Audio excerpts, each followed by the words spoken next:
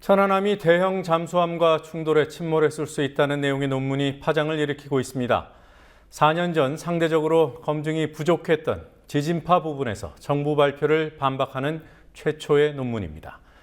이 논문은 그 자체의 학술적 가치와 무관하게 반파된 천안함이 어떻게 조류를 거슬러 이동했는지를 설명해주는 최초의 과학적 가설이라는 의미도 지닙니다. 이 논문의 주요 내용과 이 논문으로 새롭게 부각되고 있는 반파된 천안함의 조류 역행 북진 의혹을 중점 보도하겠습니다. 박근혜 대통령이 이른바 십상시 보고서 파문에 대해 입을 열었습니다. 십상시의 국정 개입이 아니라 문건 유출이 국기문란이고 적폐라고 했습니다.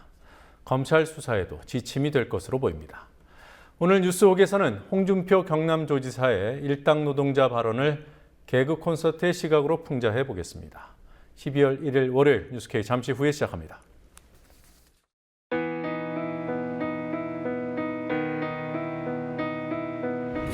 (1960년 4월 19일) 당시 언론은 빨갱이 데모라고 했습니다.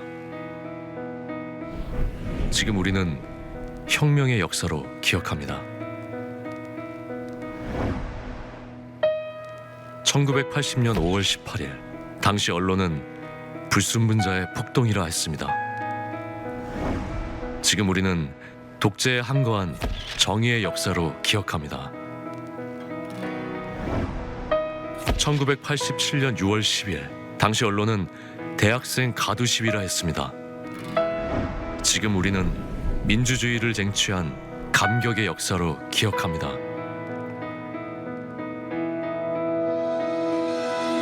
백 없고 돈 없는 노동자, 서민, 학생들이 스스로 타올라 역사를 만들었습니다. 현실은 다시 타오를 것을 요구하고 있습니다. 아니, 이미 타오르고 있습니다.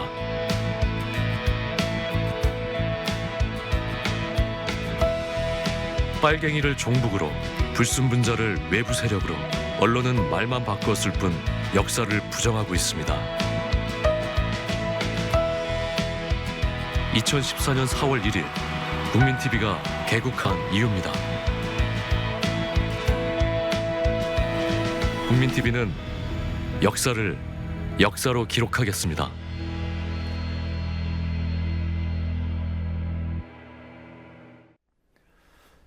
이른바 십상시 보고서 파문이 커지자 대통령이 입을 열었습니다. 여론의 관심은 보고서 안에 담긴 정윤회 씨 등 십상시의 국정 개입 의혹에 쏠리고 있지만 대통령은 문건 유출 사건으로 규정했습니다. 사건의 의미를 축소하고 검찰 수사에 지침을 던진 게 아니냐는 지적이 나옵니다. 정치권 취재하고 있는 PD 연결해서 알아보죠. 권현주 PD. 네, 권현주입니다.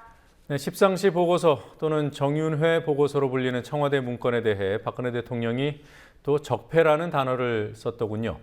십상시가 적폐라는 겁니까? 아니면 문건 유출이 적폐라는 겁니까? 네, 박근혜 대통령은 오늘 수석비서관 회의를 주재한 자리에서 청와대 문건 유출을 국기문란 행위, 바로잡아야 할 적폐 등으로 강하게 표현했습니다. 이번에 문건을 외부로 유출한 것도 어떤 의도인지 모르지만 결코 있을 수 없는 국기문란 행위입니다. 이런 공직기강의 문란도 반드시 바로 잡아야 할 적폐 중 하나입니다.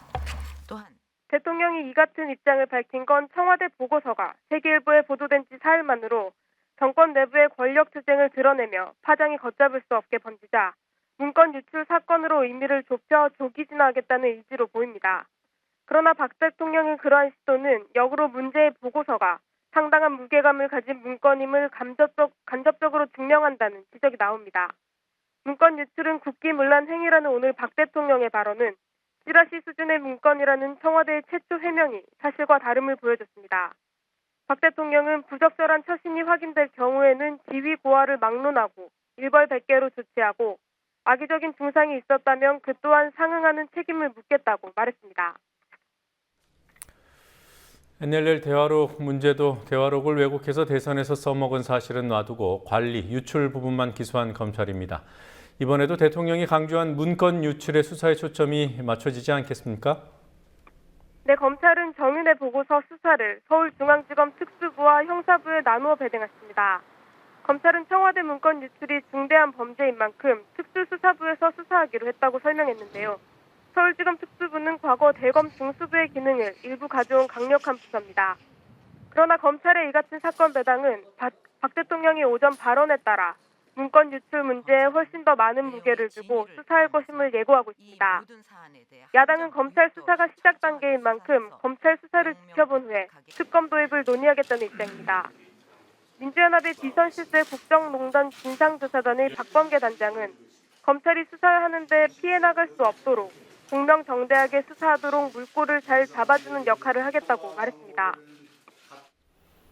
네, 민주연합이 물꼬를 잡아줄 수 있을지 모르겠는데요. 검찰에 어떤 점을 요구하고 있습니까? 네, 민주연합의 비선실세 국정농단 진상조사단은 오늘 첫 회의를 열고 보고서 내용에 대한 진상조사와 유출 경위에 대한 조사가 투트랙으로 이뤄져야 하지만 우선이 되는 것은 진상조사라고 강조했습니다. 박범계 진상조사단장의 말 직접 들어보겠습니다. 편면적인 수사, 일방적인 수사, 일방적 진실만 밝혀내는 그러한 수사 가능성이 대단히 높다고 보여집니다. 그리고 일부 보도에서처럼 오늘부터 수사가 착수된다고 하는데 그 수사의 방향이 유출에 먼저 포인트를 잡고 수사한다는 점에 대해서 대단한 우려를 표하지 않을 수 없습니다. 이 문건의 진위, 진상규명이 먼저이고 그 다음에 유출 수사가 다음이라고 보여집니다. 최소한 투트랙으로. 아울러 박범계 단장은 대통령이 문건 유출에 초점을 맞추며 검찰 수사의 가이드라인을 제시하고 있다고 비판했습니다. 반면 새누리당은 청와대 보고서를 루머 수준의 문건이라고 규정하며 야당의 비판은 정치 공세일 뿐이라는 방어 논리를 내놨습니다. 산적한 현안이 많고 경제도 미래가 굉장히 불확실한 어려운 상황인데 루머 수준의 문건 때문에 나라의 에너지가 낭비되는 상황으로 가서는 안 되겠다 하는 점을 강조합니다.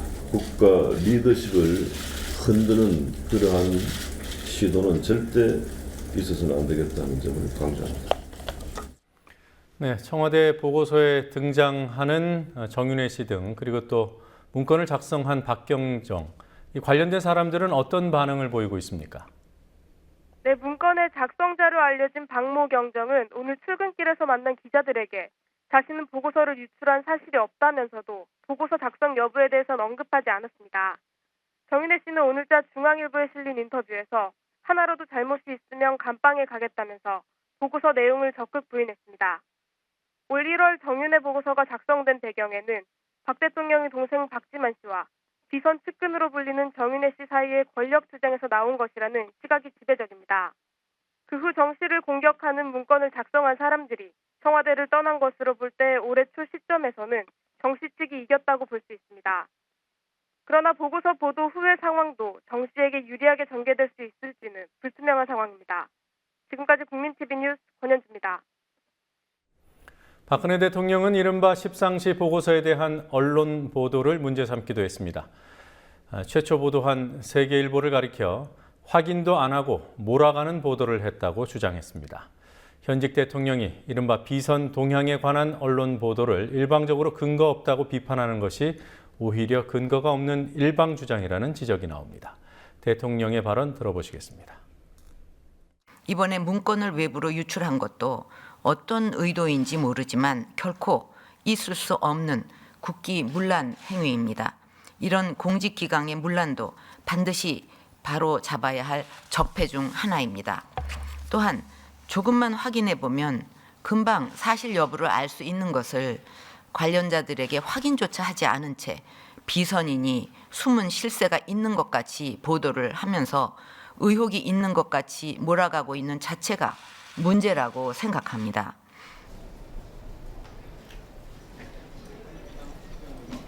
진실을 밝히기는커녕 문건 유출 경위에 대한 검찰 수사로 물꼬를 돌려 사태를 모면하겠다는 생각입니다.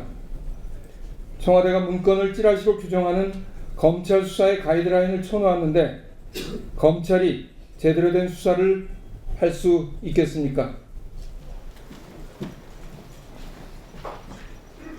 박 대통령의 발언은 국민들의 각종 의혹에 대한 해명은 하나도 없이 문건 진위와 유출에 대해서만 철저히 검찰 수사하라고 앵무새처럼 언급한 것으로 이 사태의 본질을 물타기 호도하는 것입니다. 늘 그랬듯 검찰 수사의 가이드라인만을 명확히 제시한 것으로 국민의 3년 전 오늘 TV조선, 채널A, JTBC 그리고 MBN 이렇게 종합 편성 채널 4개 회사가 개국했습니다. 오늘 민주연합이 종편 개국 3년을 맞아서 토론회를 개최했습니다. 전문가들은 종편의 성장 뒤에는 특혜가 있었음을 지적했습니다.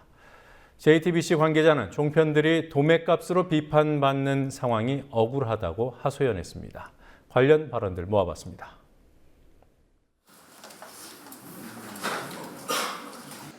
지금 제 사무실에서도요, 과천 정청사인데요.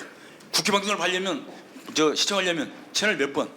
212번인가? 222번인가를 틀어야 됩니다. 그런데 종편들은 아까 말씀드린 대로 10몇 번씩을 다 기억할 수 있는 그런 번호로 배정을 해놓았고, 이것 때문에 말하자면 종편이 단기간 내에 많은 시청률 또 고정 시청자층을 확보할 수 있었고, 그것이 영향력이었고, 에 대한 각종 특혜도 페이지 등 이것을 월요일부터 일요일까지 주중의 편성 시간으로 한번 계산을 해보았습니다. 뉴스 시사 편성에 가장 많은 채널은 TV조선 5,100분으로 첫 번째를 차지했고요.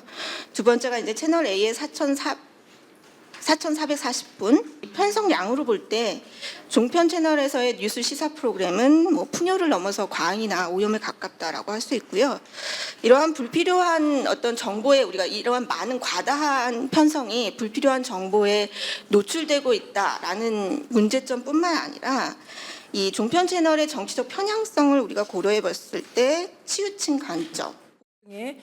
JTBC와 앞서서 말씀해 주신 것처럼 JTBC 입장에서 좀 억울한 점도 있지요. 왜냐하면 노력하는 것들이 있는데 그것들이 종합편성 채널이라고 하는 카테고리에 묶여서 한쪽으로 이제 다 종편. 그래서 사실은 저는 개인적으로 종편이라는 단어 잘 안 쓰려고 합니다. 그래서 그런 부분들보다 사실 종합편성이라는 말을 저는 쓰는 걸 좋아하는데요. 그런 노력도 하고 있다라고 하는 것들을 이해해 주셨으면 좋겠습니다.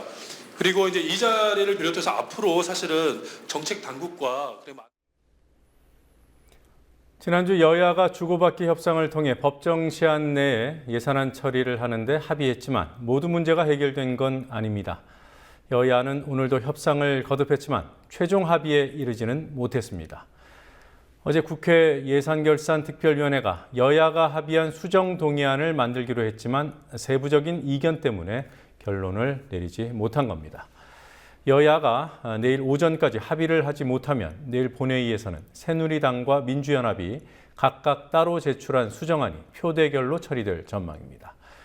민주연합에서는 마지막까지 서민 감세를 위해 노력하겠다는 취지로 비과세 저축 폐지와 중견기업 상속 면세를 대비시켰습니다. 관련 발언 들어보시겠습니다. 개정위원회 새누리당 간사 강석구 의원입니다. 현재 상태는 아직까지 합의가 이루어진 것은 아니고요. 저희 당 입장은 지속적으로 야당과 협의하여 가능하면 합의된 수정대안을 올리고자 하는 게 현재 저희 당의 상황입니다. 여야 합의로 예산안에 대한 수정안을 만들기로 했기 때문에 오늘과 내일 이틀의 말미가 남아있다는 점 말씀드리며, 문제는 세입 예산안 부수 법률안입니다. 세상에 어떤 국회의원이 서민들이 많이 가입하는 비과세 저축은 폐지하면서 1천억 원짜리 중견기업의 오너가 아들, 딸에게 기업을 물려줄 때 세금을 면제해주고 주식 부자들에게 유리한 세율 인하에 동의할 수 있겠습니까? 서민을 위한 마음이 있다면 예산 부수 법률안으로 지정된 서민 감세 폐지 다시 돌아봐야 합니다. 세입 예산 부족에 쩔쩔매는 정부 또한 있는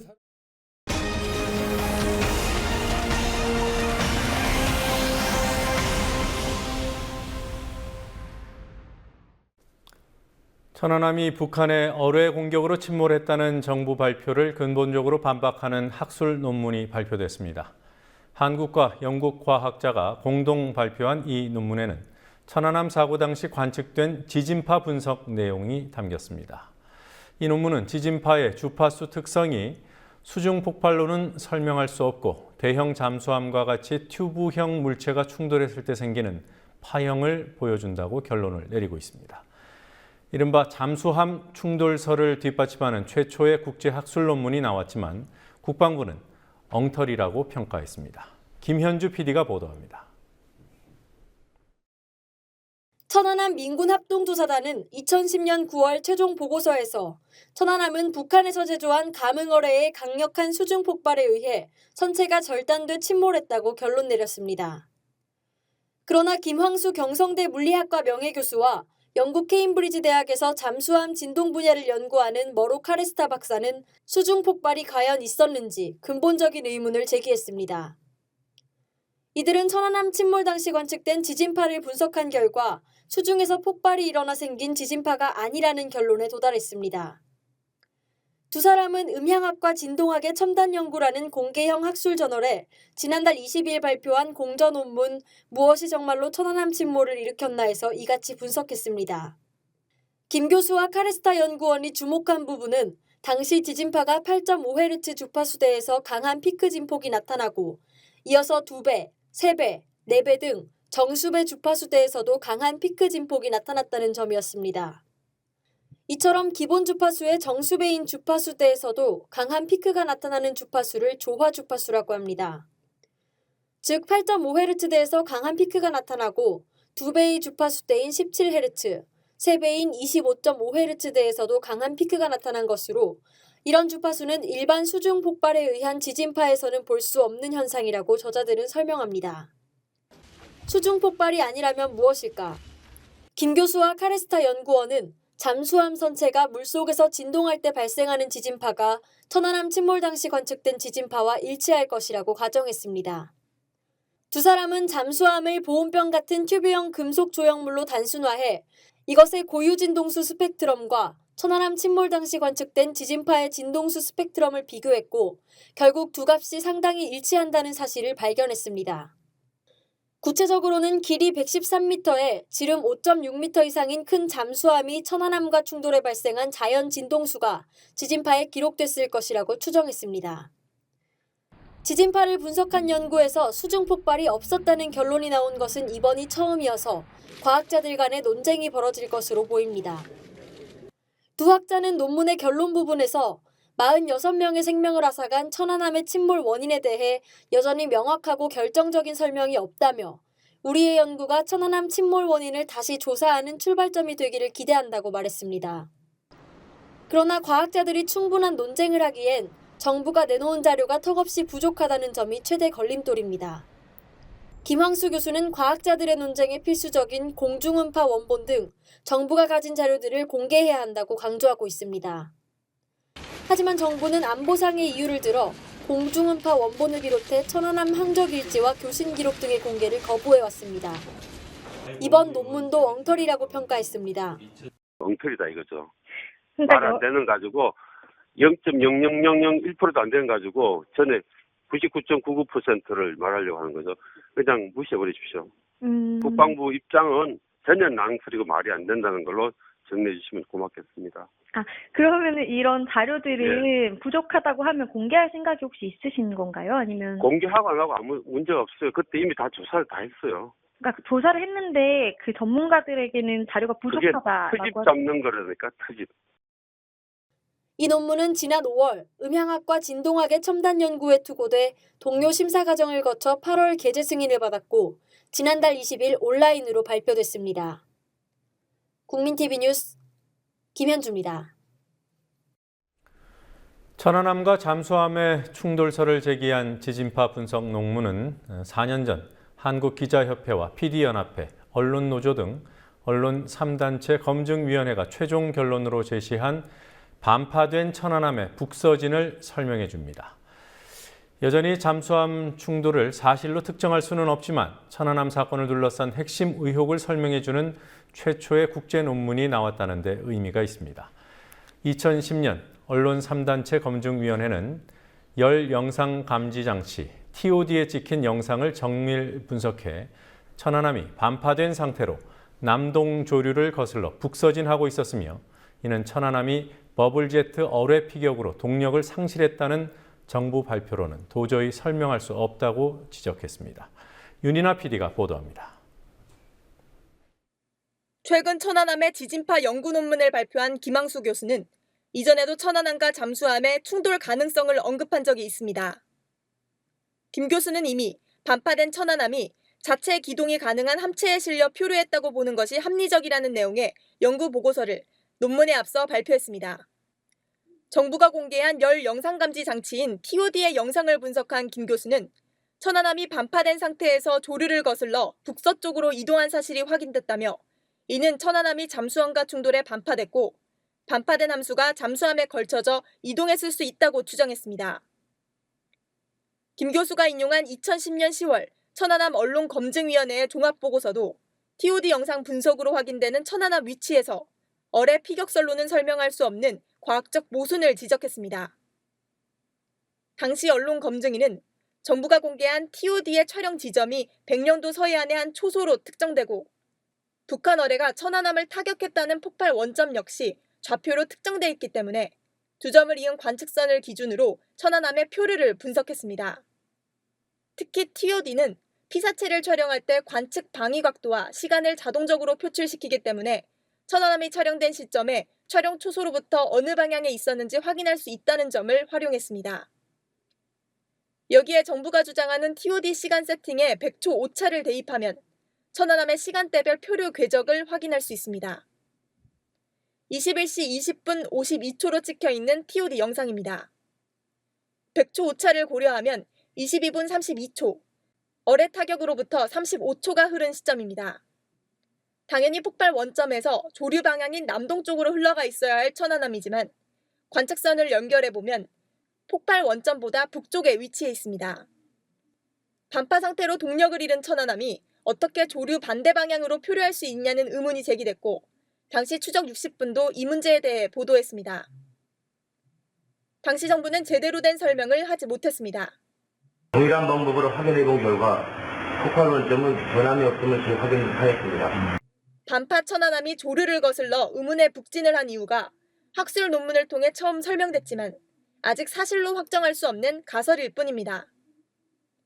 과학에 기초한 재조사만이 사실과 진실에 다가가는 지름길이라는 사실을 정부가 먼저 인식해야 합니다. 국민TV 뉴스 윤희나입니다. 천안함 사건은 이미 상당수 언론이 북한에 의한 폭침이라고 단정하고 있습니다. 하지만 이런 결론에 과학적으로 접근한 언론이 과연 한 곳이라도 있는지 의문입니다. 4년 전으로 거슬러 가보면 정부가 어뢰 피격으로 결론을 내린 후에도 각종 의문과 반론들이 제기됐고 조선일보에서 국정조사에 버금가는 재조사가 필요하다고 하는가 하면 KBS가 정부 조사 결과에 치명적인 오류가 있다고 보도하기도 했습니다. 이렇게 정부 조사 결과가 근본부터 흔들릴 때 연평도 포격 사건이 터졌고 이후 과학 논쟁은 사실상 종적을 감추다시피 했습니다. 강신혜 PD가 당시 주요 상황들을 정리했습니다. 2010년 3월 26일 밤 천안함이 백령도 인근 해상에서 침몰하기 시작합니다. 46명의 목숨을 앗아간 천안함 사건은 초기에 그 원인이 오리무중이었습니다. 언론에서 다양한 추론이 나왔고 심지어 조선일보에는 만화 같은 인간 어뢰설까지 실렸습니다. 정부가 이른바 민관군 합동조사단을 구성하고 미국과 스웨덴 등 외국 조사단까지 참여시킨 끝에 5월 20일 대대적인 중간조사 결과를 발표합니다. 이날 결정적 증거로 북한 어뢰 잔해를 전시하고 각종 과학 분석 결과들을 제시한 끝에 정부가 내린 결론은 북한 잠수정에 의한 버블제트 어뢰 공격이었습니다. 이후 언론에서는 논란이 사라지는 듯 했지만 한국기자협회와 PD연합회, 언론노조 등 3개 언론단체가 검증위원회를 구성했고 6월 29일 정부조사단과 언론검증위가 공동설명회를 개최하면서 정부 조사 결과에 대한 본격적인 문제제기가 시작됐습니다. 설명회당의 언론검증위는 정부가 발표했던 실물 크기의 북한 어뢰 설계도가 실제 설계도가 아니라는 사실을 밝혀냈습니다. 이후에도 다수의 언론에서 폭발의 증거라든 흡착물질에 대한 의문, 버블제트를 목격했다던 초병 진술의 모순 등을 파헤쳤지만 정부는 9월 13일 중간 조사 결과를 그대로 유지한 최종 보고서를 발표했습니다. 그러자 조선일보는 국정조사에 버금가는 수준의 재조사가 필요하다는 사설로 정부 조사 결과에 의문을 나타냈습니다. 10월 12일 언론검증위가 발표한 종합보고서에는 그동안의 의문점에 대한 과학적 분석이 담겼습니다. 흡착물질을 민간 최초로 독자 분석해 폭발물이 아니라는 결론을 밝혔고 정부로부터 받은 흡착물질을 독자 분석을 원하는 언론에 나눠주기도 했습니다. 천안함이 두동강 난 상태로 조류를 거슬러 북서진 했음을 보여주는 TOD 영상 분석 결과도 이때 발표됐습니다. 그리고 11월 17일 KBS 추정 60분이 천안함 의문을 심층 보도했고 핵심적인 논쟁들이 대중에 알려지는 계기가 됐습니다. 그러나 추정 60분 보도가 나온 지 일주일 만인 11월 23일 연평도 포격 사건이 발생하면서 언론과 여론의 관심이 연평도 사건에 집중됐습니다. 이후 연평도에 포를 쏠 정도의 북한인이 천안함도 공격했을 것이라는 추론이 유포됐고 천안함 과학 논쟁은 사실상 종적을 감췄습니다. 천안함 사건 발생 1년을 즈음해 나온 조선일보의 사설은 자신들이 언제 정부 조사 결과에 문제를 제기했냐는 등 의문을 제기하는 과학자와 언론인들을 음모론자로 몰았습니다. 그럼에도 불구하고 천안함에 대한 의심은 표면화되지 않았을 뿐 해소되지 않았습니다. 2011년 9월에 발표된 서울대 통일평화연구원의 설문조사 결과는 정부의 천안함 조사 결과에 대한 신뢰와 불신, 그리고 모르겠다는 응답이 거의 비슷했고 오히려 불신이 다소 높았습니다. 이는 2010년 9월 조사와 거의 비슷한 여론이었습니다. 과학적인 근거만이 근본적인 의문을 해소할 수 있음을 보여준 조사였습니다. 국민TV 뉴스 강신혜입니다.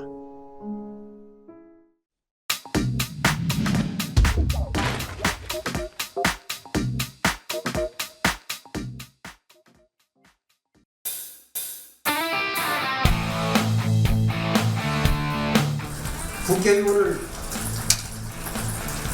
일용직 노무자처럼 1단계 내면 넌 출석 안 했으니까 얼마 빼겠다.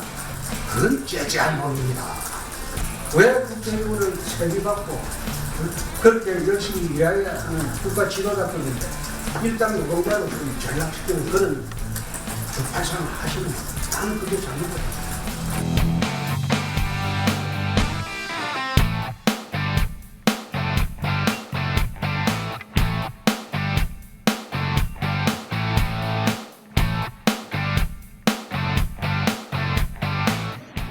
저는 일당 800원을 받던 일용직 경비원의 아들이었습니다. 백천에서 용나는 경우가 있어야 됩니다. 망도동궁 출신 아들, 가난한 농민 아들, 일용직 노무자의 아들, 홍준표도 열심히 공부해서 교육 기회 받아서 검사들, 그 다음에 국회의원 세분하고 이제 대통령 하겠다. 이런 나라가 정상인 나라입니다.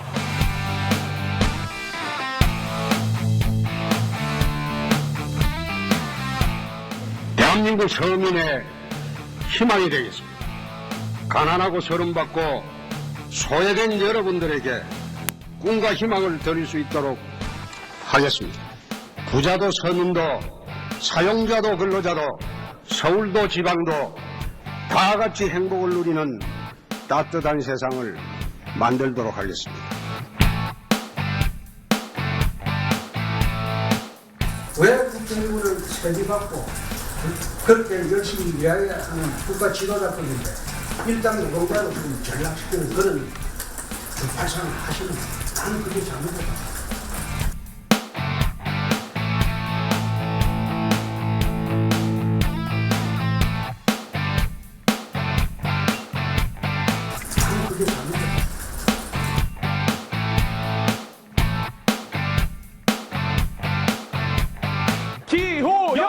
기호영번 여러분 기호영번 저 이 사람을 뽑아주시면은 모든 공약을 다 지킬 것이며 제가 초심으로 돌아가서 야야야야 연설하는데 왜 옆에서 지져? 야, 너 왜 짖는데 옆에서 연설해?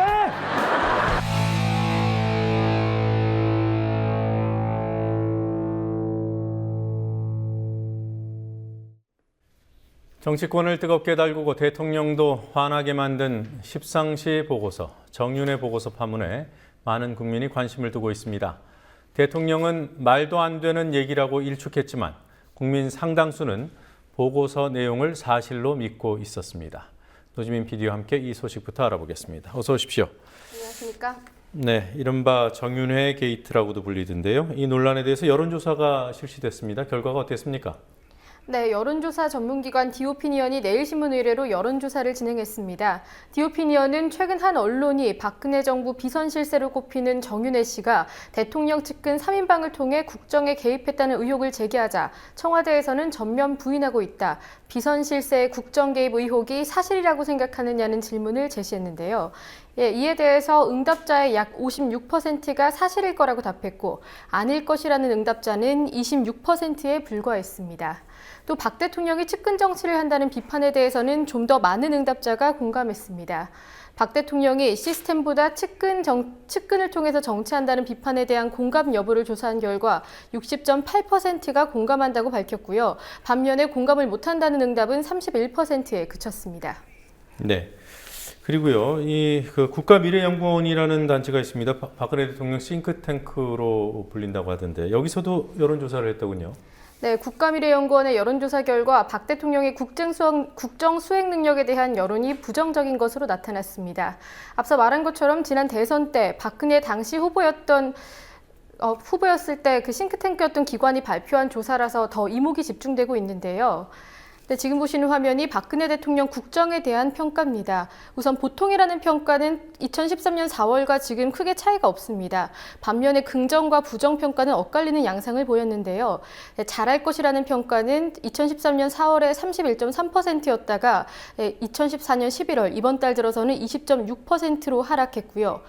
그리고 반면에 잘 못할 것이라는 응답은 24.8%로 2013년 4월에는 가장 낮았지만 2013년 11월부터 가장 앞서더니 2014년 11월에는 50% 과반에 가까웠습니다. 네, 그러니까 2013년 11월에 잘 못할 것이라는 부정적인 평가가 높아졌다가 지금은 50%에 달했군요. 네, 그렇습니다. 부정적인 평가가 상대적으로 많이 늘었습니다. 그리고 대통령 덕목에 대한 중요도 평가도 있었는데요. 네, 국가미래연구원이 대통령 덕목을 두고 어느 것이 가장 중요하다고 생각하냐고 조사를 진행한 결과 도덕성이라는 것은 2013년 4월에 26.4%였다가 이번 달에는 22.8%로 소폭 하락했습니다. 또 다음 덕목을 보시면요. 네, 소통 능력에 대한 덕목은 2014년 4월에는 20.5%로 도덕성보다 낮았지만 2014년 6월 들어서 도덕성을 앞지르더니 이번 달 들어서는 29.6%, 30%에 가까운 그런 결과가 나왔습니다. 그리고 한 가지 더 보시면요. 공정사회가 중요하다고 꼽은 응답자는 2013년 4월에는 18.7%, 그리고 소폭 하락하더니 2014년 11월에는 11.6%로 10% 내외의 그런 결과를 이어가고 있고요. 마지막으로 경제성장 같은 경우에는 2013년 초에는 생각보다 높지 않았습니다. 하지만 점점 등락을 이어가더니 이번 달 들어서는 12.3%까지 올라가서 공정사회보다 경제성장이 중요하다는 의견을 보였습니다. 네, 그러니까 소통 능력이 중요한 대통령의 덕목이라고 보는 그런 국민들이 크게 늘었다는 점이 특이하군요. 예, 그렇습니다. 네, 수조 원대 손실을 불러온 그 자원 공기업들이 있죠. 가스공사와 석유공사 그리고 광물자원공사. 이 세 개 기업들이 이 MB정부, 지난 정부에서 성과급을 도대체 얼마나 챙겨간 겁니까? 네, 이명박 정부 시절 이른바 자원개발공사 3사가 임직원들에게 지급한 성과급이 1,500억 원 가량인 걸로 확인됐습니다. 새정치민주연합 자원외교 진상조사회 소속인 전순옥 의원이 공기업 3사의 경영평가 자료를 분석해서 공개했는데요. 먼저 공사별로 성과급을 얼마씩 받았는지 총액부터 보시겠습니다. 지금 보시는 것이 세 개 공사의 경영 성과급 총액을 비교한 겁니다. 우선 가스공사의 경우에는 기관장이 6억 7,600만 원, 그리고 핵심 실무자와 직원을 합해서 모두 701억 1,500만 원을 받았고요. 또 석유공사의 경우에는 기관장이 3억 4,900만 원을 받았고 임직원을 합치면 521억이 넘었습니다. 또 광물자원공사의 경우에는 4억 4,800만 원이 기관장에게 돌아갔고요. 또 핵심 실무자와 직원을 모두 합쳤을 때 231억 4,300만 4,300만 원이었습니다. 이렇게 3개 공사를 모두 합쳤을 때 이 3개 공사에 돌아간 성과급은 1,454억여 원, 1,500억 원에 가까운 금액이었습니다. 네, 지금 많은 국민들이 보도를 통해 알게 됐습니다만 MB정부 때 이들 공기업이 진행한 자원 외교들이 성과가 없었단 말이에요. 뭐 혈세를 낭비했다는 지적들만 나오고 있는데, 그럼 문제가 있는 사업을 수주했을 때도 성과급이 지급이 된 겁니까? 네, 현재 막대한 손실을 남기고 있는 것으로 확인된 사업들도 당시에는 성과로 평가되면서 임직원들에게 더 많은 성과급이 돌아가는 결과로 이어졌습니다. 각 공사별로 연도별 성과급 지급 내역이 어떤지 살펴보겠습니다. 네. 화면 보시겠습니다. 먼저 가스공사에 대한 성과급 지급 내역부터 보시면요. 2008년부터 2012년까지 연도별로 성과급을 얼마나 받았는지 정리해봤는데요. 2008년과 2009년에는 26억 139억 원이었다가 2010년 지금 거의 회수율이 없는 캐나다 홀리버와 웨스컵뱅크 그리고 호주 GLNG 사업 같은 경우에 회수율이 0%인데요. 이런 사업들을 수주한 것이 성과로 기록되면서 184억 원이 2010년에 성과급으로 지급됐습니다. 그리고 이라크 만수리아 아카스 사업과 캐나다 LNG 캐나다 사업 같은 경우에도 회수율이 0%입니다. 하지만 이 사업들을 수주했을 때 196억 원의 성과급이 지급됐고요.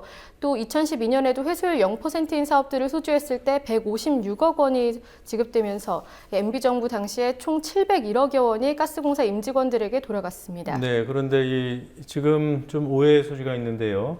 그러니까 이 부실한 사업에 대해서 성과급을 받은 것은 아니고 이 성과급이 지급된 해에 이러한 사업들을 벌였다는 거죠. 예, 그렇습니다. 그리고 저 사업들도 그 당시에는 성과로 보도가 됐던 것이기 때문에 성과급도 이 사업들에 영향이 있었을 거라는 분석이 제기되고 있습니다. 네.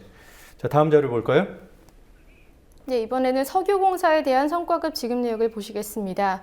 2008년 페루 사업이 대표적인 부실 사업인데요. 이 당시에는 116억 원, 그리고 캐나다 하베스트 사업이 수주됐던 2009년에는 오히려 더 많은 211억 6,600만 원이 성과급으로 지급됐습니다.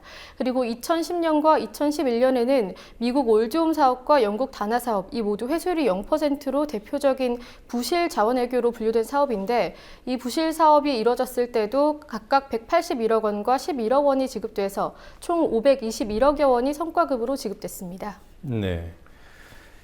네, 마지막으로 광물자원공사 보시겠습니다.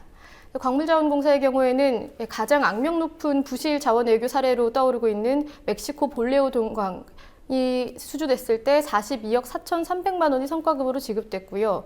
또 2009년에는 파나마 꼬르베 파나마 동광이 대표적 부실 사업인데 이때에도 50억 900만 원이 지급됐습니다. 그리고 2010년부터 2012년까지 50억 이상의 성과급이 지급돼서 MB정부 5년 동안 총 231억여 원의 성과급이 임직원에게 지급됐습니다. 네, 멕시코 볼레오 사업은 2011년도에 2012년도죠. 2012년 총선 직후에 투자가 확대됐으니까 그때도 사실 그 성과급이 지급되면 안 되는 해인데 그 해에도 30억 가까이 지급이 됐군요.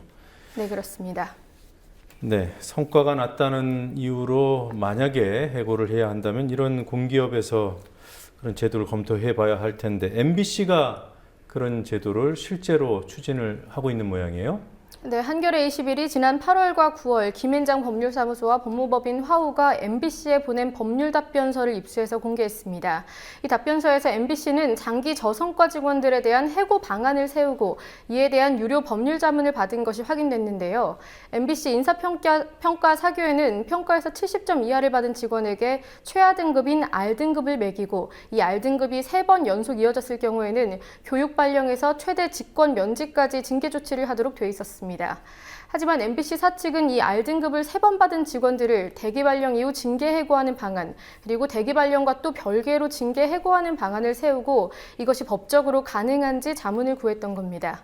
MBC는 기존의 3R, 그러니까 R을 3번 받아서 징계를 받은 직원이 추가로 또 R등급을 받을 경우에는 기존에 받은 등급과 다시 합산해서 징계할 수 있는지에 대한 법적 검토도 요청했습니다.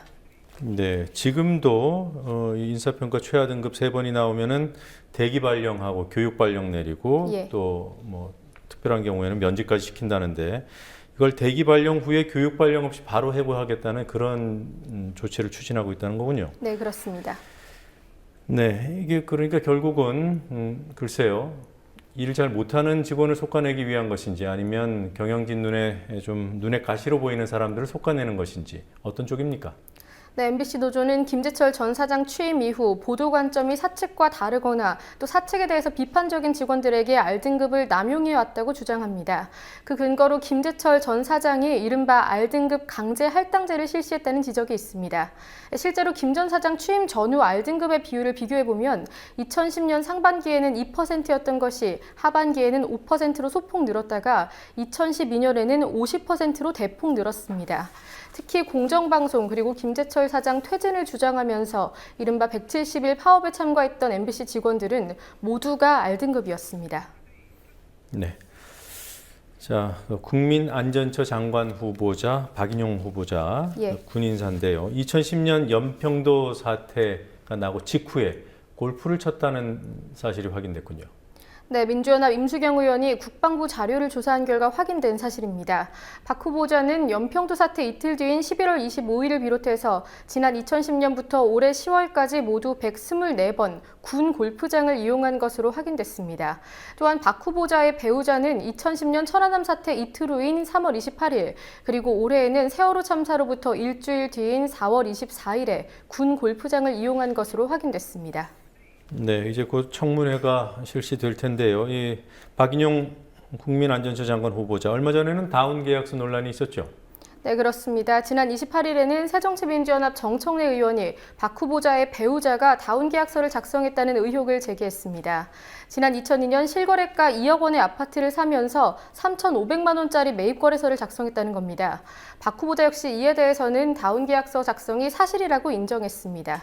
또 이외에도 통합진보당 김재현 의원은 박 후보자 배우자가 친인척 회사에 위장 취업해서 부당수급을 받았다는 의혹을 제기했고요. 또 박 후보자 본인에 대해서도 월 438만 원의 연금소득이 있는데 자녀의 피부양자로 등록해서 4개월간 꼼수로 건보료를 피했다는 지적도 제기된 상태입니다. 박 후보자에 대한 인사청문회는 오는 4일에 진행될 예정입니다. 네. 그리고 친일 반민족 행위자로 분류되는 인사를 상대로 현충 시설이 지정이 됩니까? 네, 현재 그 친일 반민족 행위자로 꼽히고 있는 김백일 씨가 있는데요. 광주 서구에 가면 초등학교나 어린이공원, 도로명 등에서 이 백일이라는 이름을 많이 찾아볼 수 있습니다. 이 백일이라는 이름은 이른바 친일파 명단에 포함된 김찬규 씨가 개명한 것으로 확인되면서 광주 시민들이 거세게 반발하고 있습니다. 오늘은 근로정신대 할머니와 함께하는 시민모임, 민족문제연구소 광주지부 등 광주 지역의 시민단체들이 광주 북구의 정부 합동청사 앞에서 항의 기자회견을 열었는데요. 지금 보시는 화면은 조합원께서 제보해 주신 영상입니다. 이 단체들은 김백일은 독립군을 고문하고 학살한 민족의 반역자라면서 친일 반민족 행위자 김백일과 관련된 현충시설 지정은 모두 철회해야 한다고 강조했습니다. 고 김백일 씨는 항일 독립군 토벌 목적으로 창설된 간도특설대의 장교 출신이지만 6.25 전쟁 당시 피난민을 구출한 이래 전쟁 영웅으로 기록된 바가 있습니다. 하지만 과거에 친일 행적이 밝혀지면서 지난 2009년 민족문제연구소의 친일 인명사전에 등재됐고요. 또 같은 해 11월엔 친일 반민족 행위 진상규명위원회가 발표한 친일 반민족 행위자 명단에도 포함됐습니다. 네, 이 김백일 씨가 38선을 가장 먼저 돌파했다 그런 사람인가요? 예, 바로 그 인물입니다. 네. 그리고 베링 해협에서 사고가 있었습니다. 오늘 구조 작업이 다 끝났는지 모르겠습니다. 지금 어떤 상황입니까? 네, 오룡호에 승선한 60명의 선원 중에서 8명이 구조됐지만 그중 1명은 사망했습니다. 사망자는 한국인 선원으로 확인됐으며 나머지 구조자에 대한 신원은 파악되지 않은 상태입니다. 국가안전처는 현재 한국 합작어선과 러시아 어선 등이 구조에 나섰지만 기상 상황이 좋지 않아서 구조에 어려움을 겪고 있다고 밝혔습니다. 사주산업의 명태잡이 트롤선인 오룡호는 오늘 오후 2시 20분쯤 현지 기상 악화로 바닷물이 유입되면서 침몰한 것으로 전해졌습니다. 북극해와 태평양 사이에 위치한 베링 해협은 수심은 낮지만 파도가 높고 온도가 낮아서 인간이 어업을 하는 곳 중 가장 춥고 위험한 곳으로 꼽힙니다. 네. 자, 여기까지 듣겠습니다. 수고했습니다.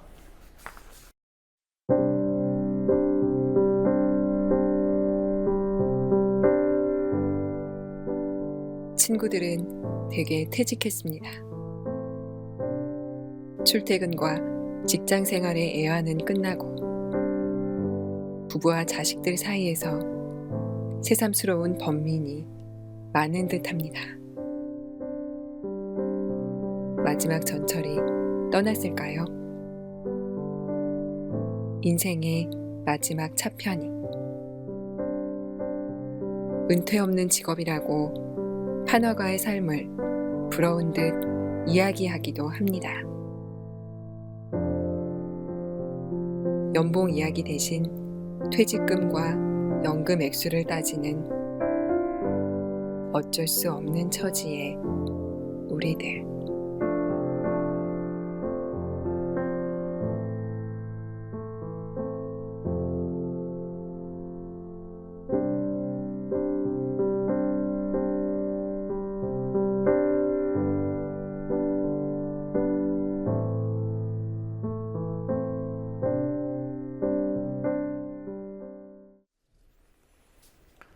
천안함 사건이 오랜만에 주목을 받고 있습니다. 방금 보도해드린 대로 한국의 물리학자와 영국 공학자가 공동으로 발표한 논문 때문입니다. 이 논문은 천안함 사건 당시의 지진파를 학술적으로 분석했지만 잠수함 충돌 가설을 담고 있어서 정치적으로도 매우 민감할 수밖에 없습니다. 하지만 이 논문이 언론 검증의 대상이 될 수 있을지 의문입니다. 언론은 정부 조사 결과에서 치명적인 오류들이 발견됐고 그 오류가 과학적으로 해소되지 않았다는 사실을 이미 알고 있습니다. 그러고도 북한이 아니면 누구겠냐는 태도를 보여왔습니다. 언론을 종교와 착각하는 인식이 아닐 수 없습니다. 국방부는 이번 논문을 엉터리라고 평가하면서 무시해도 된다는 입장, 일종의 지침을 밝혔습니다. 무시하라는 국방부 지침을 무시하는 언론이 몇이나 될까요? 뉴스K 마치겠습니다. 내일 뵙겠습니다.